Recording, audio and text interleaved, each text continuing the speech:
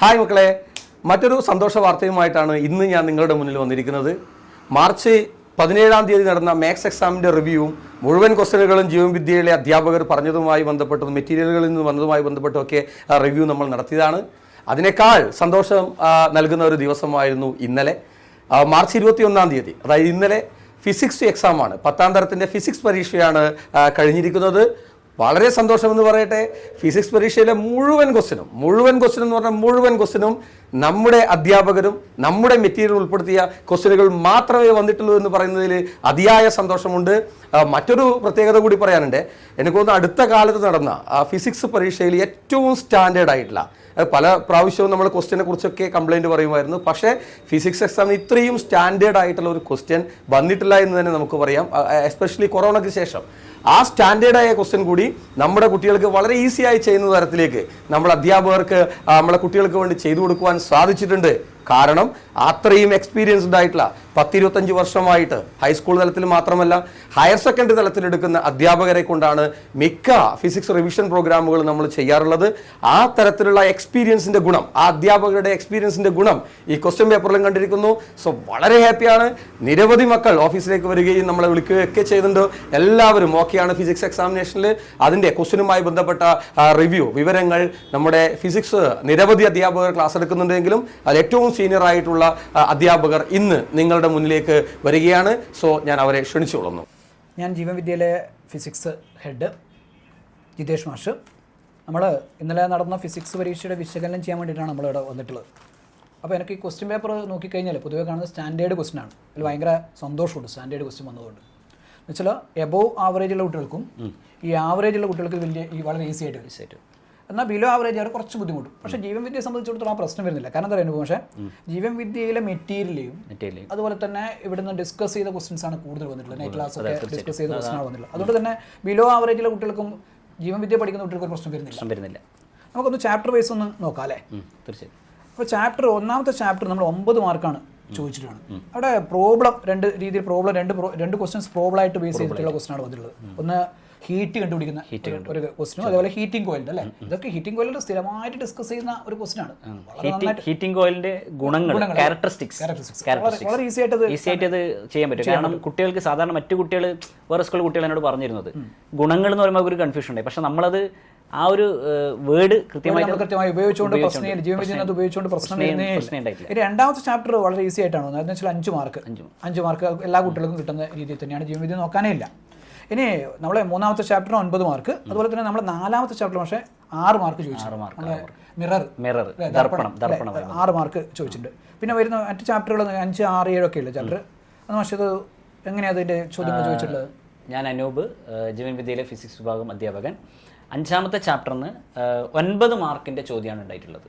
അതായത് refraction of light, അതായത് പ്രകാശത്തിന്റെ അപവർത്തനം 9 മാർക്ക്. 6ാമത്തേലിന് 8 മാർക്കിന്റെ ചോദ്യം. 7ാമത്തെ ചോദ്യത്തിൽ 7ാമത്തെ ചാപ്റ്ററിന്റെ 7ാമത്തെ ചാപ്റ്ററിൽ എന്നൊരു പ്രത്യേകത ഉണ്ട്. എന്താ 7ാമത്തെ ചാപ്റ്റർ എന്ന് വെച്ചാൽ സാധാരണ ഊർജ്ജ പരിപാലനം അല്ലേ.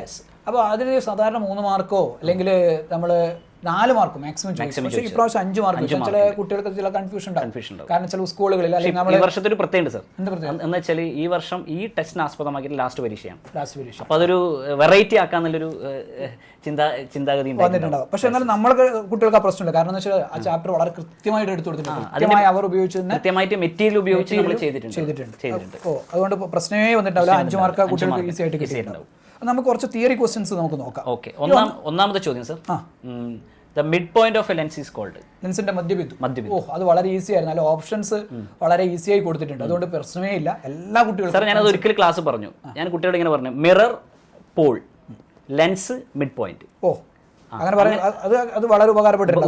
വളരെ ഈസി ആയിട്ട് ചോദിച്ചു. എന്തായാലും ആൻസർ കിട്ടുന്നു. ഇനി അതിൽ മൂന്നാമത്തെ ഒരു ചോദ്യമുണ്ട്, ലൗഡ് സ്പീക്കറുമായി ബന്ധപ്പെട്ട സ്റ്റേറ്റ്മെന്റ്. എനർജി കൺവേർഷൻ, ഊർജ്ജ മാറ്റം. ഓ, ആ എനർജി കൺവേർഷൻ ക്ലാസ്സിൽ ഇടുന്ന ഒരുപാട് തവണ പറഞ്ഞ ഒരു ക്വസ്റ്റൻ ആണ്. അതുകൊണ്ട് ആ സ്റ്റേറ്റ്മെന്റ് ഒരു പ്രശ്നമേ വരില്ല, എല്ലാ കുട്ടികൾക്കും ആൻസർ കിട്ടും. അതെ അതെ തീർച്ചയായിട്ടും. ഇനി ആ നാലാമത്തെ ചോദ്യം ഉണ്ടല്ലോ, നാലാമത്തെ ചോദ്യം, ആ നാലാമത്തെ ചോദ്യത്തിൽ ഒരു ആവറേജ് കുട്ടികൾ കുറച്ച് പ്രയാസമായി തോന്നും. യെസ്. പക്ഷെ നമുക്ക് പ്രശ്നം വരില്ല, കാരണം നമ്മൾ കൃത്യമായിട്ട് പറഞ്ഞിട്ടുണ്ട് പ്ലെയിൻ മിററുമായി ബന്ധപ്പെട്ട്. അല്ല നമ്മളത് എനിക്ക് തോന്നുന്നു സർ, നമ്മുടെ മെറ്റീരിയൽ അത് കൃത്യമായിട്ട് പറഞ്ഞിട്ടുണ്ട്. ഉണ്ടല്ലേ, പ്ലെയിൻ മിററുമായി ബന്ധപ്പെട്ട് മെറ്റീരിയൽ കൃത്യമായിട്ട് അത് പറഞ്ഞിട്ടുണ്ട്. അതിന്റെ ആവർത്തനം മാഗ്നിഫിക്കേഷൻ എപ്പോഴും +1 ആയിരിക്കും എന്നുള്ളത്. അതുകൊണ്ട് അത് കുട്ടികൾക്ക് അത് ഉപകാരപ്പെട്ടു. ഓക്കെ മാഗ്നിഫിക്കേഷൻ എപ്പോഴും +1 ആയിരിക്കും എന്നുള്ള ഒരു ചോദ്യം, അതിനെപ്പോഴും നമ്മളത് ഫോക്കസ് ചെയ്യാറുണ്ട്. മെറ്റീരിയൽ അത് വളരെയധികം പറഞ്ഞിട്ടുണ്ട്. പിന്നെ ഏഴാമത്തെ ചോദ്യമില്ലേ സർ, അത് വളരെ ഈസിയായ ക്വസ്റ്റൻ, ഏത് ആവറേജ് കുട്ടികൾ അല്ലെങ്കിൽ ബിലോ ആവറേജ് കുട്ടികൾക്കും കൂടി കിട്ടും. കാരണം സ്ഥിരമായിട്ട് പബ്ലിക് എക്സാമിന് ചോദിക്കുന്നതാണ്, അത് എന്തായാലും ഇപ്രാവശ്യം ചോദിക്കുന്നു നമ്മൾ ട്രാൻസ്മിഷൻ ലോസ്, പ്രസരണ നഷ്ടം. ഇനി ഒരു 10ാമത്തെ ചോദ്യം, അതെന്താ ഒരു പ്രശ്നം, അതൊരു ചെറിയൊരു കുട്ടികൾക്ക് ചെറിയൊരു ആശങ്ക ഉണ്ടാക്കുന്നുണ്ട്. അതായത് സോളാർ എനർജിന്റെ സോളാർ പാനലിന്റെ എനർജി അത് മെറ്റീരിയൽ അത് കൃത്യമായിട്ട് കൊടുത്തിട്ടുണ്ട്. പക്ഷേ അതിലുപരിയായിട്ട് നമ്മൾ ക്ലാസ് പറഞ്ഞു. പിന്നെ അതെന്ന് വെച്ചിട്ടുണ്ടല്ലോ, പക്ഷേ അതിൽ ശ്രദ്ധിക്കേണ്ടായിരുന്നില്ല, നമുക്ക് അതില് ശരിക്കും പറഞ്ഞാല് ഒരു ജനറൽ നോളജിലെ കുട്ടികൾക്ക് തന്നെ അത് വളരെ കറക്റ്റ്. നിങ്ങൾ അത് ജനറൽ നോളജ് മതി ആൻസർ. അല്ല ആ ചാപ്റ്ററിൽ പൊതുവെ നമുക്ക് അങ്ങനെ ഒരു അതൊരു നല്ല ചോദ്യമായിരുന്നു. കാരണം ഈ കാലഘട്ടത്തിൽ ആവശ്യമുള്ള അത് വളരെ അഭിനന്ദിക്കണം ആ ക്വസ്റ്റ്യൻ ഇട്ടത്. തീർച്ചയായിട്ടും. ഓക്കെ. ഇനി പിന്നെ വരുന്നത് നമ്മുടെ മെറ്റീരിയൽ പ്രധാനപ്പെട്ട ഒരു ചോദ്യം ഉണ്ടായിരുന്നു, ചിത്രം. 14ാമത്തെ ചോദ്യം. യെസ്, അത് നമ്മളെ ഹ്രസ്വദൃഷ്ടിയായിട്ട് ബന്ധപ്പെട്ട് വരുന്നത് ഷോർട്ട് സൈറ്റ്. ചിത്രം നമ്മുടെ മെറ്റീരിയലിൽ കൃത്യമായിട്ട് കൊടുത്തിട്ടുണ്ട്. പക്ഷേ ഞാനത് ക്ലാസ്സിൽ പറയുമ്പോൾ ഞാൻ കുട്ടികളോട് പറഞ്ഞിട്ടുണ്ട്, നേരിട്ട് ചിലപ്പോൾ ചോദിക്കാൻ സാധിക്കും ചിത്രം അതുകൊണ്ട് അത് ഒരു ഉപകാരപ്പെട്ട മെറ്റീരിയൽ അത് കൃത്യമായിട്ട് കൊടുത്തു എന്നുള്ളതാണ് അതിന്റെ ഒരു തീർച്ചയായിട്ടും. ചിത്രം കിട്ടിയതുകൊണ്ട് ചിത്രം കുട്ടികളുടെ മനസ്സിൽ സ്ട്രൈക്ക് ചെയ്യാൻ വേണ്ടി സാധ്യതയുണ്ട്. അതേപോലെ ഒരു ചിത്രമുള്ള ഒരു നമ്മുടെ മെറ്റീരിയൽ അത് 18ാമത്തെ ചോദ്യം സർ. 18ാമത്തെ അത് new cartesian sign convention, new cartesian ചിഹ്ന രീതിയുമായി ബന്ധപ്പെടുത്തി മെറ്റീരിയൽ കൃത്യമായി കൊടുത്തിട്ടുണ്ട്. കൃത്യമായിട്ട് കുട്ടികൾക്ക് ഉപകാരപ്പെടുന്ന രീതിയിൽ കൊടുത്തിട്ടുണ്ട്.